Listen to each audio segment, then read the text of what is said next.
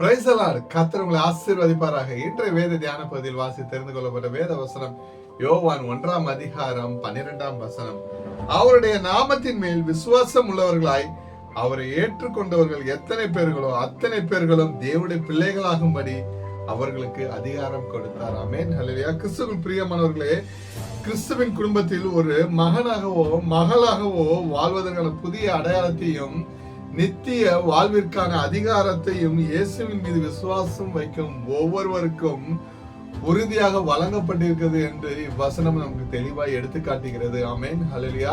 இயேசு கிறிஸ்து நம் பாவங்களுக்காகவும் நமக்காகவும் சிலுவையில் மரித்து தன் ஜீவனை விட்டு மறுபடியும் 3ஆம் நாள் உயிர் தெழுந்து தேவனுக்கும் நமக்கும் ஒரு தந்தை மகள் போன்ற ஒரு தெய்வீக உறவை நமக்கு ஏற்படுத்தி கொடுத்தார். ஆமென், ஹல்லேலூயா. இவ்வசனம் அதையே தெளிவாக குறிப்பிடுகிறது.